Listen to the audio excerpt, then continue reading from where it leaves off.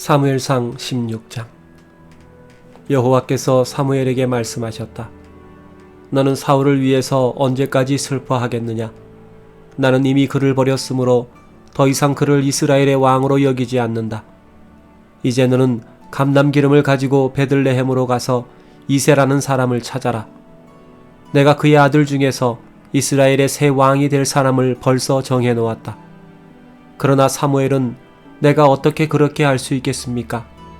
만일 사울이 그것을 알면 나를 죽일 것입니다. 하고 대답하였다. 그러자 여호와께서 사무엘에게 다시 말씀하셨다. 너는 암송아지를 끌고 가서 여호와께 제사를 드리러 왔다고 말하고 이새를 제사에 초대하여라. 그러면 내가 그의 아들 중에서 기름 부을 자를 너에게 알려주겠다. 그래서 사무엘은 여호와께서 말씀하신 대로 했는데 그가 베들레헴에 도착했을 때 그 성의 장로들이 나와 그를 맞으며 떨면서 무슨 잘못된 일이라도 있습니까? 어떻게 오셨습니까? 하고 물었다. 이때 사무엘이 별다른 일은 없소. 나는 여호와께 제사를 드리려고 왔소. 그러니 당신들은 자신을 정결하게 하고 나와 함께 제사를 드립시다 하였다. 그런 다음 그는 이새와 그의 아들들을 정결하게 하고 그들도 제사에 초대하였다. 그들이 도착했을 때 사무엘은 엘리압을 보고 이 사람이야말로 과연 여호와께서 택하신 자로구나 하고 생각하였다. 그러자 여호와께서는 사무엘에게 이렇게 말씀하셨다. 용모와 신장을 보고 그 사람을 판단하지 말아라. 이 사람은 내가 말하던 자가 아니다. 내가 보는 것은 사람이 보는 관점과 다르다. 사람은 외모를 보지만 나 여호와는 중심을 본다. 그때 이새는 자기 아들 아비나답을 불러 사무엘 앞을 지나가게 하였으나 사무엘이 이는 여호와께서 택한 자가 아니오 하였다. 다음으로 이새는 삼마를 불러 지나가게 하였으나 이번에도 사무엘은 이 사람도 여호와께서 택하지 않았소 하고 말하였다. 이렇게 해서 이새는 자기 아들 7을 사무엘 앞으로 지나가게 하였지만 사무엘은 여호와께서 이들 중에 하나도 택하지 않았소 하고 말한 다음 이새에게 물었다. 이 밖에 다른 아들은 없습니까? 제일 막내 아들이 있긴 합니다만 그는 들에 나가 지금 양을 지키고 있습니다. 지금 당장 그를 불러오시오. 그가 올 때까지 우리는 식탁에 앉지 않겠소. 그래서 이새는 사람을 보내 그를 데려왔는데 그는 혈색이 좋고 눈에는 총기가 넘쳐 흐르는 잘생긴 소년이었다. 이때 여호와께서 이 소년이 내가 말하던 바로 그 사람이다. 그에게 기름을 부어라 하고 말씀하셨다.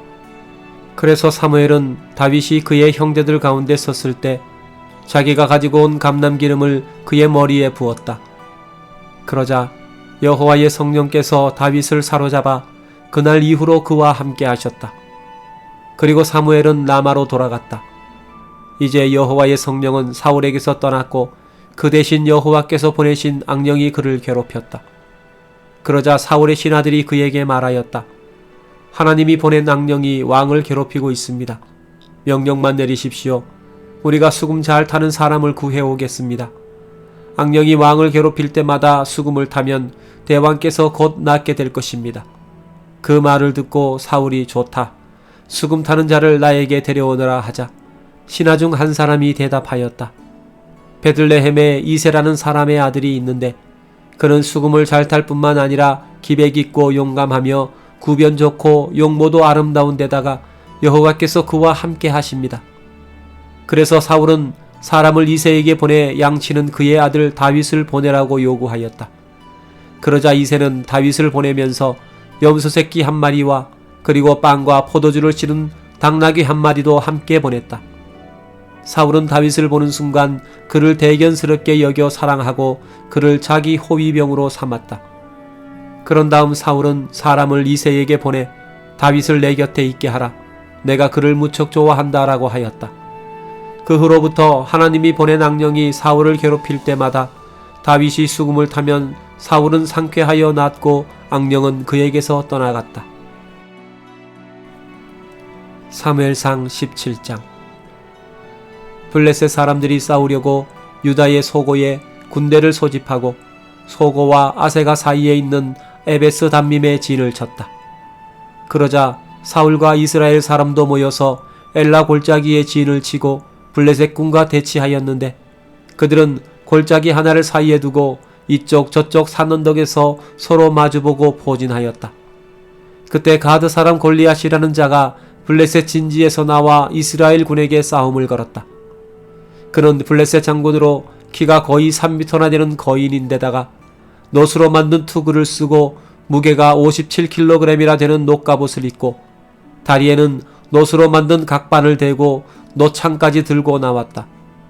그런데 그 창자루는 배틀채만큼 두꺼웠고 또 그 창날의 쇠 무게는 약 7kg이나 되었으며 호위병 하나가 그의 큰 방패를 들고 그 거인 앞에서 걸어 나오고 있었다. 골리앗은 서서 이스라엘군을 향하여 이렇게 외쳤다.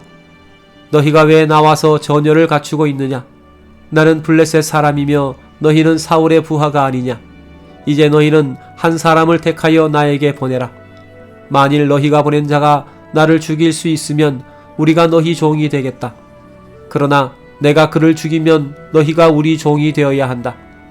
내가 오늘 너희 이스라엘군을 이렇게 모욕한다. 자, 나와 싸울 자를 어서 보내라. 사울과 이스라엘군은 이 소리를 듣고 무서워서 벌벌 떨고 있었다. 다윗은 유다 베들레헴에 살고 있는 에브라 사람 이세라는 노인의 아들이었으며 그에게는 7 형들이 있었다. 그 중에서 맏형 엘리압과 둘째 형 아비나답과 셋째 형 삼마는 블레셋 군과 싸우기 위해서 사울을 따라 전쟁터에 나가 있었고 막내 아들 다윗은 사울의 왕궁을 드나들면서 베들레헴에서 아버지의 양을 치고 있었다. 그런데 그 블레셋 거인은 40일 동안 아침 저녁으로 나와 이스라엘군 앞에서 거드름을 피웠다. 어느 날 이새가 다윗에게 이렇게 말하였다. 이 볶은 곡식 한 말과 빵 10덩이는 내 형들에게 갖다 주고 이 치즈 10덩이는 그들의 지휘관에게 갖다 주어라. 그리고 내 형들이 어떻게 지내는지 알아보고 그들이 살아있다는 증거물을 받아오너라. 사울 왕과 너희 형들과 이스라엘군은 지금 엘라 골짜기에서 블레셋 군과 교전 중이다. 그래서 다윗은 다음날 아침 일찍 일어나 양을 다른 목동에게 맡기고 아버지가 주신 음식을 가지고 이스라엘 진지를 향해 출발하였다. 그가 목적지에 도착했을 때 이스라엘군이 함성을 지르며 진지에서 막 전쟁터로 달려나오고 있었다. 얼마 후에 블레셋과 이스라엘 양군이 서로 마주보고 전투 태세를 취하자 다윗은 그가 가지고 온 음식을 집 맡은 감시병에게 맡기고 전쟁터로 달려가서 형들을 만나 그들의 안부를 물었다. 다윗이 형들과 이야기를 나누고 있을 때 거인 골리앗은 전과 같이 나와서 이스라엘군을 모욕하며 외치고 있었고 다윗도 그의 말을 들었다. 이스라엘군은 골리앗을 보자 무서워서 도망하며 서로 이런 말을 주고받았다. 자네 저런 거인을 본 적이 있나? 저 녀석이 이스라엘군을 모욕하려고 나왔다네. 사울왕은 저 거인을 죽이는 자에게 어마어마한 재산을 줄 걸세. 어디 이뿐이겠는가? 왕은 또 자기 딸을 그에게 주어 아내로 삼게 하고 그의 가족에게는 세금을 면제해 주기로 했다네. 그때 다윗이 곁에 선 사람들에게 물었다. 이 블레셋 거인을 죽여 더 이상 이스라엘을 모욕하지 못하게 하는 자는 어떤 대우를 받습니까? 도대체 이 이방 블레셋 사람이 누군데 감히 살아계신 하나님의 군대를 모욕한단 말입니까? 그들은 골리앗을 죽이는 자에게 사울이 건 상금을 그대로 말해 주었다. 그러나 다윗의 맏형 엘리압은 다윗이 그렇게 말하는 것을 듣고 화가 나서 도대체 너 여기서 무엇하고 있는 거니? 들에 있는 양은 누구에게 맡겼어? 나는 내가 얼마나 교만한 녀석인지 알고 있다. 너는 전쟁을 구경하러 온 놈이구나 하였다. 그러자 다윗이 대꾸하였다. 나는 말 한마디 물어본 것뿐인데 내가 무엇을 잘못했다고 이렇게 야단이십니까? 그러고서 그는 또 다른 사람들에게 가서 전과 같이 물었는데 그들도 똑같은 대답을 하였다. 어떤 사람이 다윗의 말을 듣고 사울에게 보고하자 사울은 사람을 보내 그를 불러왔다. 그때 다윗이 사울에게 말하였다. 왕이시여, 저 블레셋 거인 때문에 두려워하실 필요는 없습니다. 내가 가서 저 녀석을 해치우겠습니다. 그건 안 된다. 너같이 어린 녀석이 어떻게 저 거인과 싸울 수 있겠느냐? 너는 소년에 불과하고 그는 어릴 때부터 군 생활을 해온 장군이다. 내가 아버지의 양을 칠 때 사자나 곰이 와서 양 새끼를 움켜가면 몽둥이를 가지고 뒤따라가서 그 입에서 새끼를 구해내었으며 또 그 사자나 곰이 나에게 덤벼들면 내가 그 수염을 잡고 쳐서 죽였습니다. 내가 사자와 곰도 죽였는데 살아계신 하나님을 모욕하는 저 이방 블레셋 사람을 못 죽이겠습니까? 사자나 곰처럼 내가 반드시 그를 죽이고 말겠습니다. 너를 사자와 곰의 발톱에서 구원하신 여호와께서는 저 블레셋 사람에게서도 나를 구원하실 것입니다. 좋다, 가거라. 여호와께서 너와 함께 하시기를 원한다. 사울은 자기가 착용하고 있던 노투구와 갑옷을 벗어 다윗에게 주었다. 다윗은 투구를 쓰고 갑옷을 입은 다음 사울의 칼을 차고 시험삼아 몇 걸음 걸어보았으나 거추장스러워서 도저히 활동할 수가 없었다. 그래서 그는 사울에게 이대로는 움직일 수도 없습니다 하고 그것들을 다 벗어버렸다. 그러고서 그는 시냇가로 가서 매끄러운 돌 5개를 골라 그의 목양 주머니에 넣고 그가 양을 칠 때 사용하던 지팡이와 물매만 가지고 블레셋 거인 골리앗을 향해 나아갔다.